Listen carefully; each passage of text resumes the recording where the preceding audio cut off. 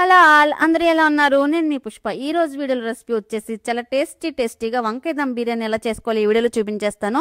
ఎప్పుడు మీరు రెగ్యులర్గా చేసుకునే బిర్యానీస్ కాకుండా ఇలా వెజ్ తినే వాళ్ళు ఒక్కసారి ఈ వంకాయ దమ్ బిర్యానీ చేసుకొని తినండి. అబ్బా అనకపోతే నన్ను అడగండి.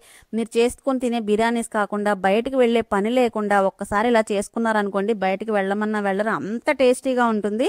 ఈ వీడియోని ఎండ్ వరకు చూడండి. అలాగే వీడియోని లైక్ చేసి ఛానల్ సబ్స్క్రైబ్ చేసుకొని పక్కన ఉన్న బెల్ ఐకాన్ క్లిక్ చేయడం మర్చిపోవద్దు. ఆ వంకాయ మొక్క చూస్తుంటే నోట్లో నీళ్ళు ఊరట్లేదు మీకు, నాకైతే నోట్లో నీళ్ళు ఊరిపోతుంది. టేస్ట్ అయితే నెక్స్ట్ లెవెల్లో ఉంది. కంపల్సరీ మీరు ట్రై చేయాల్సిన రెసిపీ ఇది. దీనికోసం ముందుగా ఒక హండీ తీసుకోవాలి. మనం ఎందులో అయితే బిర్యానీ చేసుకుంటామో అదే హండీ తీసుకొని అందులో ఒక అరకప్పు పెరుగు విస్క్ చేసి వేసుకొని, కొద్దిగా పసుపు, 1 టీ స్పూన్ కారం, 1 టీ స్పూన్ ధనియాలు జీలకర్ర పొడి, 1 teaspoon biryani masala, 1/2 teaspoon garam masala, టేస్ట్కి సరిపడా సాల్ట్, 1 టేబుల్ స్పూన్ అల్లం వెల్లుల్లి పేస్ట్, అలాగే 4 ఎలాచి దంచి వేసుకొని ఈ మసాలాలన్నీ కూడా బాగా కలుపుకోవాలన్నమాట పెరుగులో కలిసేలాగా. ఇలా బాగా కలుపుకున్న తర్వాత మనం ముందుగానే శుభ్రం చేసి కట్ చేసుకున్నాం కదా వంకాయలు, ఇలా 4 పక్కల నాట్లు పెట్టుకోవాలి. ఇలా పెట్టుకున్న వంకాయలన్నింటినీ కూడా పెరుగులో వేసేసుకోవాలన్నమాట. ఇలా పెరుగులో వేసేసుకున్న తర్వాత పైనుంచి 1 గుప్పెడు పుదీనా, 1 గుప్పెడు ఫ్రైడ్ ఆనియన్ కూడా వేసుకొని, 2 టేబుల్ స్పూన్ల కసూరి మేతి, అలాగే 2 పచ్చిమిరపకాయల ముక్కలు కూడా వేసి, మనం ఫ్రైడ్ ఆనియన్ చేసుకున్న ఆయిల్ ఉంటుంది కదా, అదే ఆయిల్ 1 గరిటె వేసుకోండి, అంటే 50 గ్రాములు అనమాట.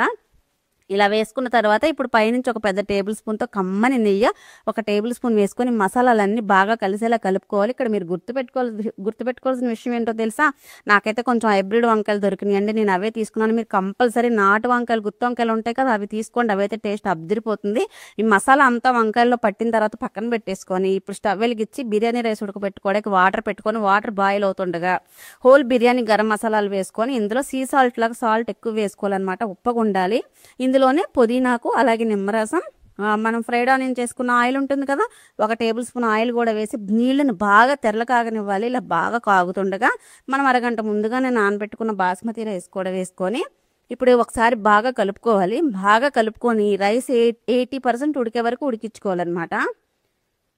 నేను మీకు ఇక్కడ చూపిస్తున్నాను చూడండి, ఈ విధంగా ఉడకాలి. రైస్ ఈ విధంగా ఉడికిన తర్వాత మనం ముందుగా మ్యారినేట్ చేసి పెట్టుకున్నాం కదా వంకాయలు, ఆ వంకాయల్లోకి రైస్ని మొత్తం అంతా వేసుకొని కొంచెంగా ఈవెన్గా సర్దుకోవాలన్నమాట. ఈవెన్గా ఇలా చేసుకున్నాక పైనుంచి కొద్దిగా షాజీరా వేసుకొని, అలాగే ఫ్రైడ్ ఆనియన్ కూడా చల్లుకొని, కమ్మగా ఉన్న నెయ్యి 1 టేబుల్ స్పూన్ కూడా వేసుకొని చక్కగా దమ్మించుకోవాలి. దమ్మిచ్చే ప్రాసెస్ ఎలా ఉండాలి అని అంటే, స్టవ్ వెలిగించుకొని స్టవ్ మీద ఒక పెనం పెట్టుకోవాలి. పెనం మీద ఈ కడాయి పెట్టేసుకొని 5 నిమిషాలు హై ఫ్లేమ్లో, 20 నిమిషాలు లో ఫ్లేమ్లో పెట్టుకొని దమ్మిచ్చి స్టవ్ ఆఫ్ చేసి 10 నిమిషాల తర్వాత నేను మీకు చూపిస్తున్నాను చూడండి, రైస్ అసలు ఎంత పర్ఫెక్ట్గా ఉందో. ఇలా కుక్ అవ్వాలన్నమాట. ఖచ్చితంగా భలే పర్ఫెక్ట్గా కుక్ అయింది మన రైస్. ఇంక స్టవ్ ఆఫ్ చేసి వేడిగా సర్వ్ చేసుకోవడమే. అసలు రెస్టారెంట్కి వెళ్ళాలని ఎవరికి అనిపిస్తుంది చెప్పండి? ఇంత టేస్టీగా ఇంట్లో వండుకొని తింటే నేనైతే మంచి టేస్ట్ని ఎంజాయ్ చేస్తున్నాను. మరి మీరు ఎంజాయ్ చేస్తున్నారో లేదో నాకు తెలియదు. మన రెసిపీస్ మీరు అందరూ కంపల్సరీ ట్రై చేసి మీకు ఎలా కుదిరినా కమెంట్ సెక్షన్లో కమెంట్ చేయడం మర్చిపోవద్దు.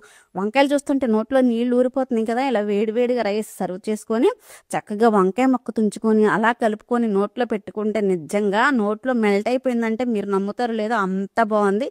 కంపల్సరీ మీరు ట్రై చేయాల్సిన రెసిపీ ఇది. మీరు ట్రై చేయండి, నాకు తెలుసు మీరు ట్రై చేస్తారని. మీరు ట్రై చేసి మీకు ఎలా కుదిరిందో కమెంట్ సెక్షన్లో కమెంట్ చేయడం మర్చిపోద్దు. మరో రెసిపీతో మరో వీడియోలో మళ్ళీ కలుద్దాం. బాయ్.